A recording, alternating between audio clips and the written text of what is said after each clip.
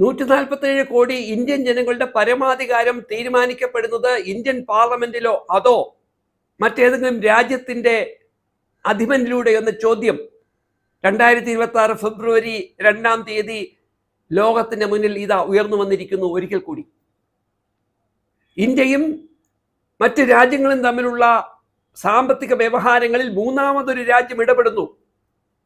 നിങ്ങൾ ഇനി റഷ്യയിൽ നിന്ന് ക്രൂഡ് ഓയിൽ വാങ്ങാൻ പാടില്ല, നിങ്ങൾ ക്രൂഡ് ഓയിൽ വാങ്ങേണ്ടത് വെനിസ്വലയിൽ നിന്നായിരിക്കണം. ഞങ്ങളുടെ വിഭവങ്ങൾ ഇന്ത്യയിലേക്ക് ഇറക്കുമതി ചെയ്യുമ്പോൾ നിങ്ങൾക്ക് ചുങ്കം ഏർപ്പെടുത്താൻ അവകാശമുണ്ടായിരിക്കുകയില്ല. അതേസമയം ഇന്ത്യ ഈ പറഞ്ഞ രാജ്യത്തേക്ക് വിഭവങ്ങൾ ഇറക്കുമതി ചെയ്യുമ്പോൾ ഞങ്ങൾ അതിന്റെ മുകളിൽ 18% നികുതി ഏർപ്പെടുത്തിയിരിക്കും. സമ്പന്ന രാജ്യമായ അമേരിക്ക അവിടുത്തെ കർഷകർക്ക് നൽകുന്ന വലിയ സബ്സിഡിയുടെ ഭാഗമായി വില കുറച്ച് മാർക്കറ്റിൽ വിൽക്കാൻ അവസരമുള്ള കാർഷിക വിഭവങ്ങൾ 1% പോലും ചുങ്കം ഏർപ്പെടുത്താതെ ഇന്ത്യൻ മാർക്കറ്റിൽ എത്തിക്കാൻ നിങ്ങൾ ഞങ്ങളുടെ മുന്നിൽ കുനിഞ്ഞു നിന്ന് തരണം എന്ന് പറയുമ്പോൾ ആ വിഷയത്തിൽ ഒരു വാക്ക് പോലും മറുപടി പറയാൻ കഴിയാതെ അമേരിക്കൻ പ്രസിഡന്റിന്റെ ട്വീറ്റിന് മുന്നിൽ, അറിയിപ്പിന് മുന്നിൽ യെസ് എന്ന് മാത്രം പറയാൻ യോഗ്യത നേടിയ ഒരു പ്രധാനമന്ത്രി നമ്മുടെ രാജ്യത്തിന് വലിയ ക്ഷതങ്ങളാണ് ഉണ്ടാക്കിക്കൊണ്ടിരിക്കുന്നത്.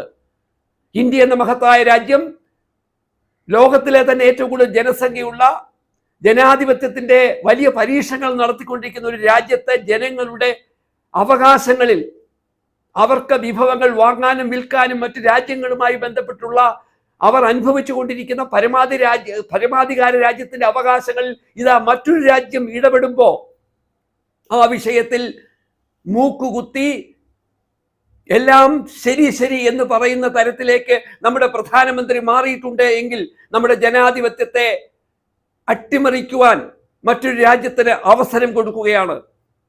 വെനിസ്വലയുടെ പ്രസിഡന്റിനെയും അദ്ദേഹത്തിന്റെ ജീവിത പങ്കാളിയെയും ഒരു രാത്രിയിൽ തട്ടിക്കൊണ്ടുപോകാൻ മടിക്കാത്ത ഒരു രാജ്യം തന്നെ, ആ രാജ്യം തന്നെ നമ്മുടെ പരമാധികാരത്തിൽ, ഇതാ നമ്മുടെ കച്ചവട സ്വാതന്ത്ര്യത്തിൽ ഏകപക്ഷീയമായി ഇടപെടുമ്പോൾ അതിൽ മൗനം അവലംബിക്കുന്ന നമ്മുടെ പ്രധാനമന്ത്രി യഥാർത്ഥത്തിൽ 147 കോടി ഇന്ത്യൻ ജനങ്ങളെയുമാണ് നാണക്കെടുത്തതെന്ന് നമ്മൾ രാഷ്ട്രീയമായി തിരിച്ചറിയാൻ ഇനിയെങ്കിലും വൈകരുത്.